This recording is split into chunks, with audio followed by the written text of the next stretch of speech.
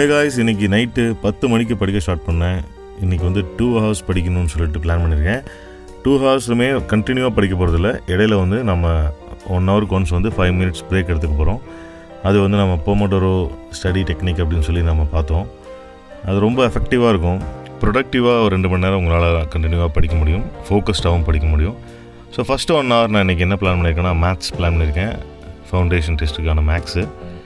So 1 hour ஃபுல்லாகவே maths பார்த்தேன். மேக்ஸில் வந்து எல்லாமே பேசிக் டாபிக் மாதிரி தான் தெரியும். சில ரூல்ஸ் எல்லாம் நம்ம வந்து மறந்துருப்போம். ஸோ அதையெல்லாம் வந்து ஈஸியாக எப்படி நம்ம அதாவது திரும்ப ரீகால் பண்ணணும், இல்லைனா அது டஃப் ஆகிரும். நம்ம எங்கேயாவது பார்த்த மாதிரி இருக்கும், ரொம்ப சிம்பிளாக இருக்கும், பட் நம்மளால் அதை ஆன்சர் பண்ண முடியாது. ஸோ அந்த மாதிரி விஷயங்கள் தான் நிறையா, அந்த மாதிரி சின்ன சின்ன மைனூட்டான டெக்னிக்ஸ் எல்லாம் இருக்குது மேக்ஸில்.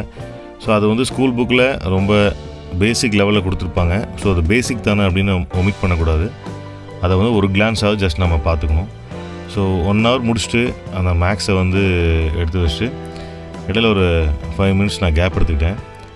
அதுக்கப்புறம் அந்த ஃபவுண்டேஷன் டெஸ்ட்டுடைய சோஷியல் சயின்ஸ், அதாவது சிவிக்ஸ், எக்கனாமிக்ஸ், பாலிட்டி, அப்புறம் சோஷியல் சயின்ஸ் இதெல்லாம் கவர் பண்ணுற மாதிரி டோட்டலாக அது எல்லாத்தையும் கவர் பண்ணணும் அந்த டெஸ்ட்டுக்கு. ஸோ அது ஃபுல்லாகவே கவர் பண்ணேன். ஸோ இன்றைக்கி வந்து 12 o'clock வரைக்கும் ஸ்டடீஸ் கன்டினியூ பண்ணேன். ஸோ நைட்டு வந்து லைட்டாக தான் சாப்பிட்டேன், அதனால் பசி எடுத்துச்சு. ஸோ ஒரு ப்ரெட்டை மட்டும் சாப்பிட்டுட்டு 12 o'clock வரைக்கும் கன்டினியூ பண்ணேன். உங்களுக்கு இடையில தூக்கம் வர மாதிரி இருந்துச்சு, பகல்லையும் சரி நைட்லேயும் சரி, எப்போ படிக்கிறீங்களோ உங்களுக்கு டயர்டாக இருக்குது, தூக்கம் வர மாதிரி தெரிஞ்சுது அப்படின்னா தண்ணி நிறைய குடிங்க.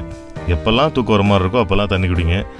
ரொம்ப டயர்டாகிற மாதிரி இருந்ததுன்னா எந்திச்சு ஒரு வாக் பண்ணிட்டு வந்து உட்காந்திங்கன்னா மறுபடியும் ஆக்டிவ் ஆகிடுவீங்க. ஏன்னா நம்ம புக்கை வச்சுட்டு ரொம்ப நேரம் உட்காந்துருக்கிறது வேஸ்ட்டு. உட்காந்துருக்கிற 1 மணி நேரமும் ஃபோக்கஸ்டாக படிக்கிறோமா இல்லையாங்கிறது தான் கான்செப்ட். ஸோ 12 மணி வரைக்கும் நான் இன்றைக்கி படித்தேன். 12 மணிக்கு வந்து தூக்கம் வர ஆரம்பிச்சிருச்சு. ஸோ நான் படித்ததெல்லாம் ஒரு டைம் ரீகால் பண்ணிவிட்டு முக்கியமான டைட்டில்ஸ் எந்தெந்த ஏரியாலாம் கவர் பண்ணியிருக்கோம் அப்படிங்கிறதெல்லாம் வந்து ஜஸ்ட்டு நோட் பண்ணி வச்சுக்கிட்டு ஸோ இன்றைக்கி வந்து இந்த ஸ்டடீஸை முடித்தாச்சு. ஸோ நாளைக்கு டைம் இருக்கிறப்பெல்லாம் படிக்கணும், இந்த ஏரியா கவர் பண்ணணும், ஆல் ஃபவுண்டேஷன்ஸ் கவர் பண்ணணும். ஸோ அடுத்த நாளும் அதே மாதிரி மார்னிங் 4 மணிக்கு எழுந்திரிச்சிட்டேன். 4:15 படிக்க உட்காந்தேன். இன்றைக்கி வந்து ஒரு 5:15 வரைக்கும் படித்தேன். ஒரு 1 hour தான் படிக்க முடிஞ்சுது. அதுக்கப்புறம் கொஞ்சம் டயர்டாயிடுச்சு. ஸோ அதுக்கப்புறம் உட்காந்தா தூங்கிடுவோம் அப்படின்னு சொல்லிட்டு நேராக கிரவுண்டுக்கு கிளம்பிட்டேன். கிரவுண்டில் போய்ட்டு ஒரு 1/2 hour ஒர்க் அவுட் பண்ணிவிட்டு வந்து மறுபடியும் மார்னிங் ரொட்டீன் பார்க்க ஆரம்பிச்சிட்டேன். ஸோ மார்னிங் படிக்கிறப்போ சம்டைம்ஸ் இந்த மாதிரி தூக்கம் வரும். ஸோ ஒரு 5 minutes பிரேக் எடுத்துகிட்டு திரும்பவும் படிக்க ஸ்டார்ட் பண்ணுங்கள். தண்ணி நிறையா குடிக்கணும். உங்கள் தூக்கம் வரப்பெல்லாம் தண்ணி குடிக்கணும், அதுதான் மெயின். ஹே காய்ஸ், இன்றைக்கி வந்து காலையில் 4 மணிக்கு எழுந்திரிச்சாச்சு. சம்டைம்ஸ் வந்து 4 மணிக்கு எழுந்திரிக்கும் போது ஆக்டிவாக இருக்கும் படிக்கிறதுக்கு, சம்டைம் வந்து பயங்கரமாக தூக்கம் வரும். அதுக்கு வந்து நம்ம அதாவது முதல் நாள் நைட்டு வந்து நம்ம எவ்வளோ நேரம் சீக்கிரமாக தூங்குறோம் அப்படிங்கிறத பொறுத்து தான்.